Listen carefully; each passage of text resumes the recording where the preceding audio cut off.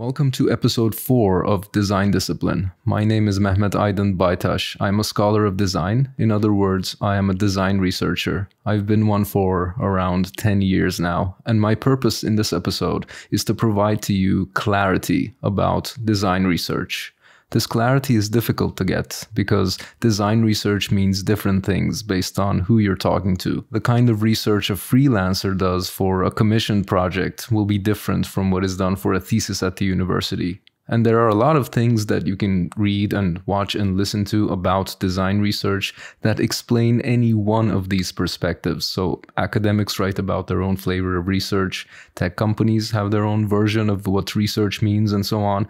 And I will talk about a model that clarifies all of these differences. This clarity is important to have for two reasons. First, if you transition between different worlds, maybe from the academic world to commercial work, like graduating from the university and going into a job, or vice versa, going back to an academic environment from a job. This is the model that you need to make sense of things and to transfer your skills between the worlds. The second reason is communication and collaboration. There are situations where people with different ideas for what design research means have to work together, and a lot of difficulties, even arguments, can arise in these situations. If you're creating for a client, the challenge might be to find the words to explain the resource gathering and analysis, the brain work that goes into a design project. If you come together around the same table in a group that includes, for example, corporate types and people with academic backgrounds, discussing design research between people with different mental models can feel like you're from completely different planets. So we'll talk about how to get over this. Finally, if you're a student or a scholar of design at any level, this is the model that you really must know. This is the foundation, the essence of design research you really have to understand. And unfortunately, they don't always teach this model. So because of this, I had a lot of trouble in my career with making sense of things. And this was the model that was my breakthrough. I use this idea now in every single project that I'm involved in. It gives me structure and it gives me confidence. And now I will explain it to you. So if any of this speaks to you, and if you haven't done so already, you should subscribe to Design Discipline. I will continue to cover ideas like this that have been massively helpful to my work in design and design research. Most of these are ideas that I didn't know about when I started. I'm actually realizing now that I didn't know anything about design research when I began doing it. I was an engineer, I could build things, but I didn't fully understand the purpose of design research. I just knew that it looked cool, but I didn't know for whom it creates value and what it's supposed to deliver. And I certainly didn't see the whole spectrum of activities involved. And the challenge is that a single, exact definition of design research does not exist. There's a rich variety of perspectives on what it can mean. For example, I do academic research on user experience design, and my girlfriend is a UX design researcher at a car company. And even though we use the same label, that is design research, to describe the jobs that we do, there's almost no resemblance in the way that we work. There's very little in common when it comes to how we spend our time and what deliverables we produce. And this alone is fascinating. Like, how can two people have the same job title and be doing completely different jobs? But that's only the surface, because even people on the same team can have different mental models of design research. At the university, I sometimes end up in very intense debates with colleagues at my department about what kinds of activities and competences we should focus on, and what matters and what counts in our work. So even people whose job it is to understand and do design research don't always agree on what it exactly means and what it must deliver. And this chaos is a challenge for everyone involved.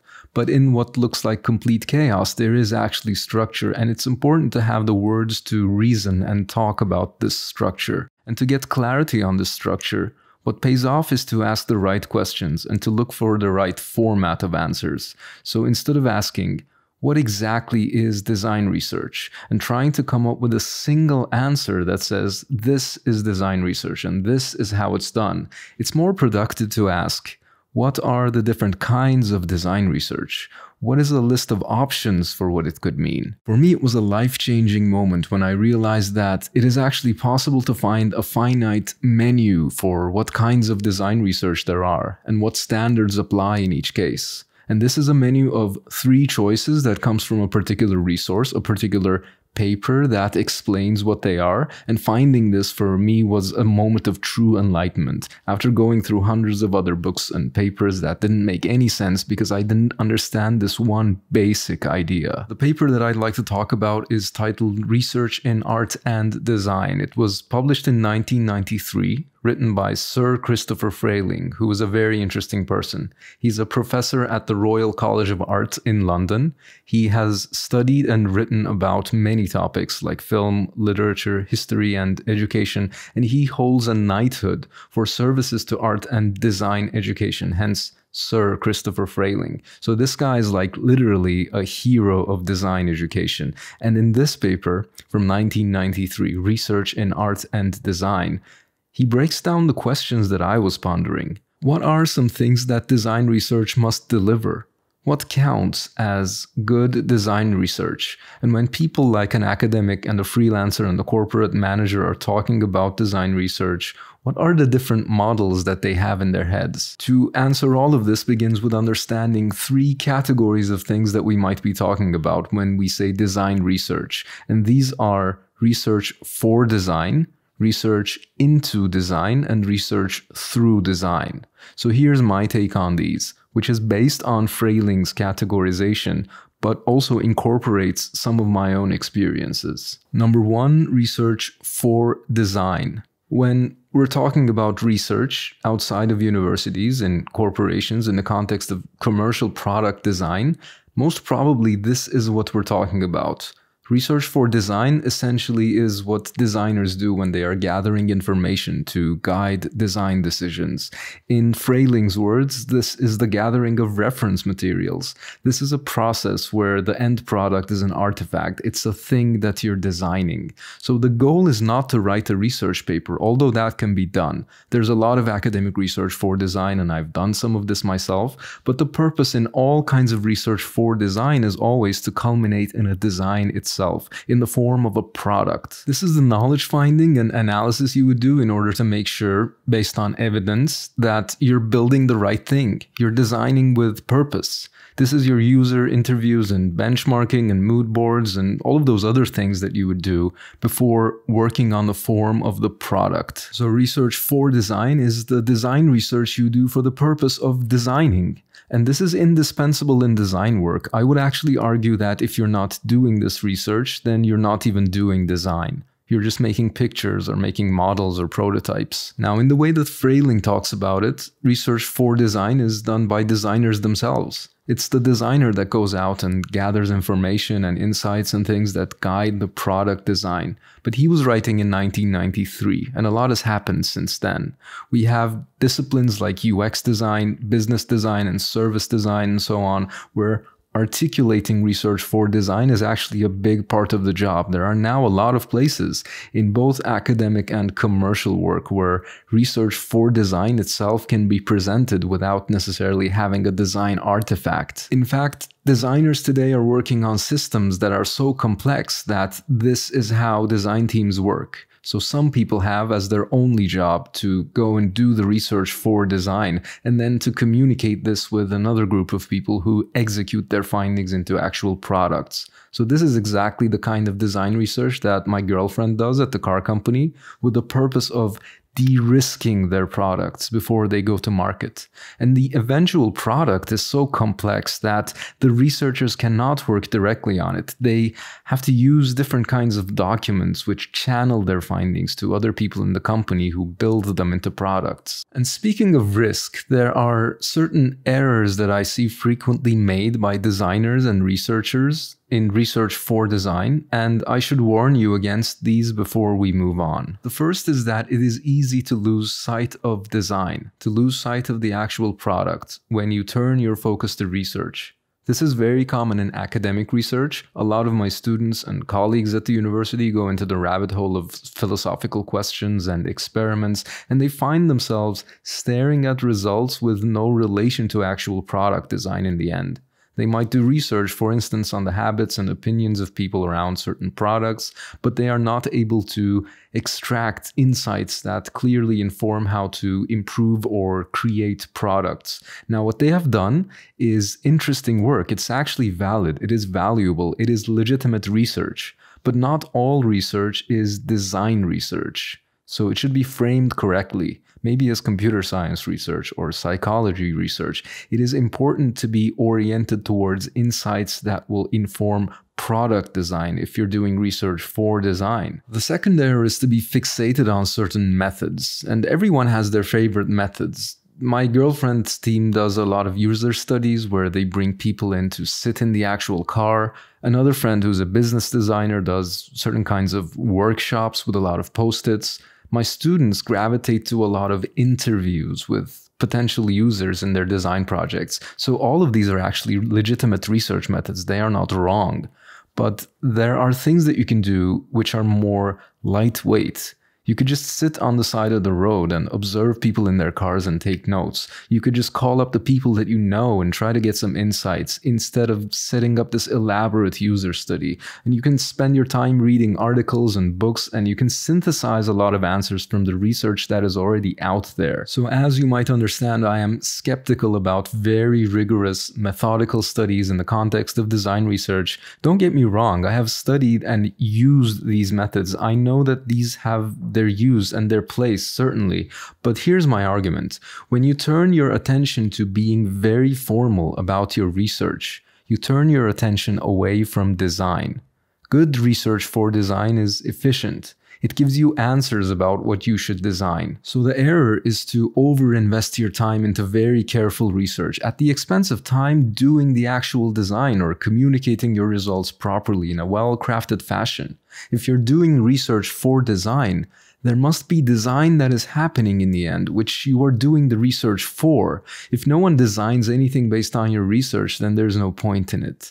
And this brings me to the third error that I see, which is to skimp on designing communication and reporting. I strongly believe in the idea that reporting of design research must itself be well designed. It must deploy skills like writing and graphic design and even video making. Efficiency is the most important thing in research for design. And the most important way in which efficiency is manifested is how quickly your audience understands your research. These three errors are the reason why the very concept of research is often discounted in a lot of business settings. I hear a lot of people complain that their managers don't see the relevance of research and there's too little investment into these activities, but I believe that a lot of the responsibility falls on the researcher for being relevant and clear and efficient. I wouldn't say that this applies to all research everywhere, but in the case of design research, I really believe that this is true. So we can talk endlessly about these things, about methods and philosophies and even exceptions to some of the things that I've said, but I'd like to move on to number 2, research into design. This is when design itself and designers themselves become a subject of research. So research into design is research about design. This is when you look at the design process and analyze the work of design.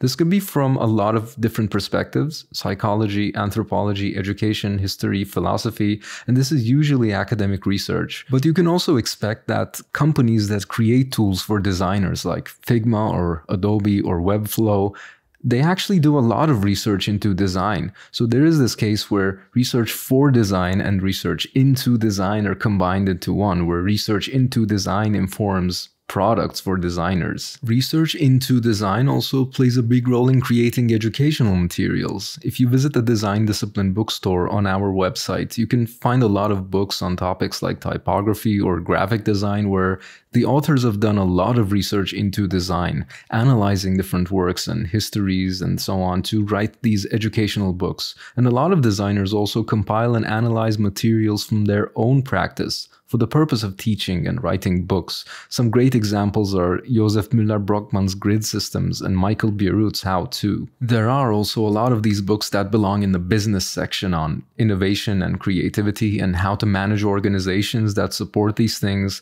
Tom Kelly, who is a partner at IDEO, which is perhaps the most successful design consultancy in the world, has written books like The Art of Innovation and The 10 Faces of Innovation. Kevin Ashton has published How to Fly a Horse, about the psychological and sociological aspects of invention and creativity, written in a very accessible fashion.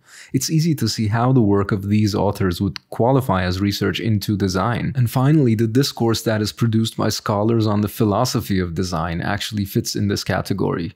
Research into design comprises a large portion of the philosophical ideas in academic literature, and Frayling's paper is a great example. So research into design is when design is the subject rather than the purpose of research, and since research into design can be done for so many purposes, it's hard to give advice on how it should be done. It could be appropriate to do it in a quick and dirty fashion if you're building products for designers with the latest technology. But if you're an academic writing a philosophical book, then you might prefer to take your time. It all depends on your purpose. And purpose is an appropriate segue into our third category of design research, which is research through design. This is a little less obvious, maybe a little esoteric. It's more of an academic concept.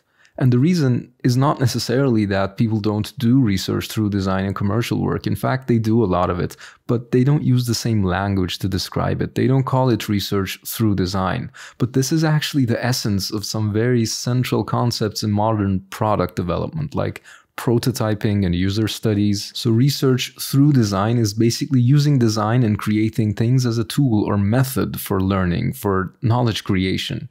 In Frayling's words, this is taking a problem outside design and using design to address it. Taking design as a particular way of thinking and a particular approach to knowledge, which helps you to understand certain things that exist outside design. So by doing design, we find out knowledge that would have been otherwise impossible to have if we didn't create these design artifacts in the first place. Now, when you try to describe it like this in one sentence, it sounds arcane, talking about knowledge creation and all of that, but it's actually not so complicated. In Frayling's paper, he gives a few examples like materials research, where you experiment with fabrication or different colors and shapes and you document and analyze this, or customizing, repurposing your printer or photocopier, using your tools in unexpected ways to produce new kinds of designs. But a simple and, I guess, relatable example of research through design would be user studies, where you bring in various prototypes or inventions and people can touch and manipulate these things and provide thoughts and opinions. A lot of feedback and insights on new products are impossible to obtain without having the actual design at hand.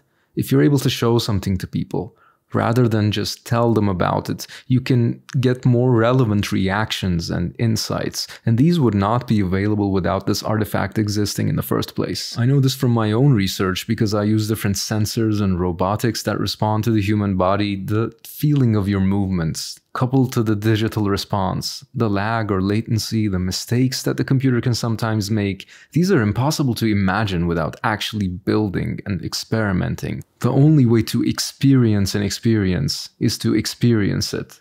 So research through design is when design and experience becomes a research method.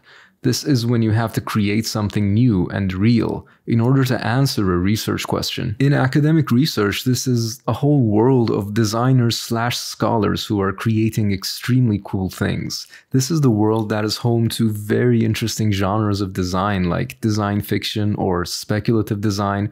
We will explore this world in future episodes, so you should subscribe to Design Discipline if you find any of this interesting. But before I stop talking about research through design, I have to leave you with a warning, because in my experience, when I'm supervising student work, when I'm reviewing research papers, and sometimes even when I speak to professional researchers, I see that this concept is misunderstood and misused very often. Research through design is a very exciting prospect. This is pretty much the only school of research where we can spend the majority of our time doing design, crafting objects, and then to have these activities count as research. Other kinds of design research, like research for design and research into design, do not really necessitate doing any design. In fact, these are distinct from design work. So if you want to do design, that doesn't always count as a research activity for those. And a lot of people who come into design research are designers. They enjoy creative work. So they gravitate to research through design, which is a place where they can do design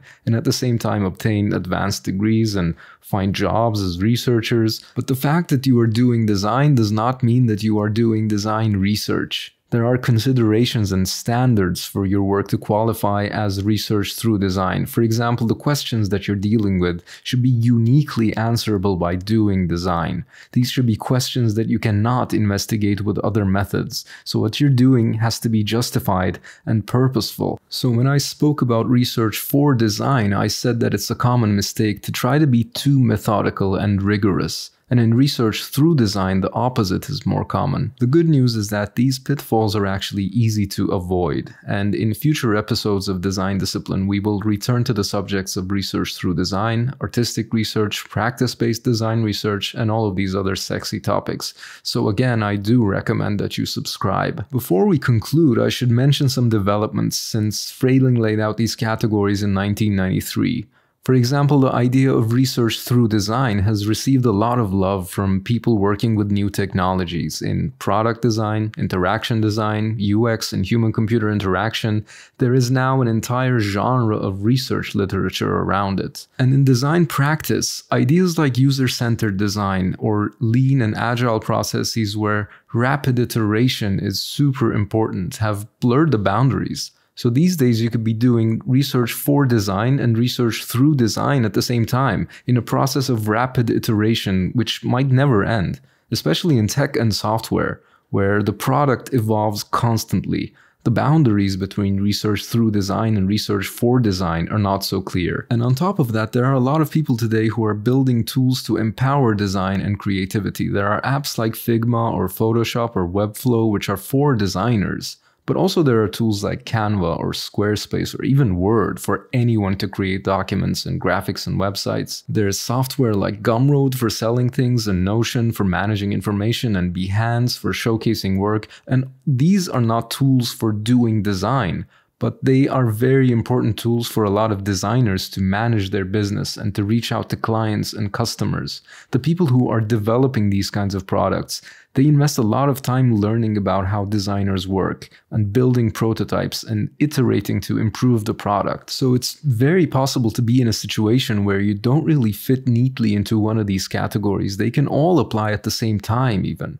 Therefore, the point in all of this is not that you have to organize your work to strictly belong into one of these boxes. On the contrary, my point is that this kind of narrow view on design research is unproductive. What pays off is to appreciate the multitude of perspectives. But it's equally unproductive to have no structure and to accept anything as design research. While there isn't a single set of standards for design research, there are multiple options for what standards might apply. And competence in design research is about picking the correct one, being clear about the purpose of what you're doing, and to respect the standards that apply to that purpose. So if you're working on design research or discussing design research with colleagues or clients, I would recommend that you are clear on what applies. Are you doing research for design where design is the purpose and you must maintain a focus on the design itself? Are you doing research into design where design is the subject and you have to get close to designers and their work? Or are you doing research through design where design is the method and you're creating things to reveal insights about the world that surrounds your design? Each of these three categories, as well as their intersections, extensions, exceptions, these are endless worlds in themselves. I can't possibly do justice to any of them in one episode, so in future episodes of Design Discipline, we will return to these topics. I will be having conversations with designers, researchers, leaders, and other outstanding individuals who have clever things to say about these topics. I will explain concepts and mental models like this one, based on my own scholarship and experience. So be sure to subscribe to our YouTube channel if you're watching this on video, and to subscribe to our podcast if you prefer audio. Follow us on Instagram and Twitter at Design Discipline, DESIGNDISCIPLIN. And for the ultimate experience, visit our website and subscribe to our newsletter on designdiscipline.com, DESIGNDISCIPLIN.com.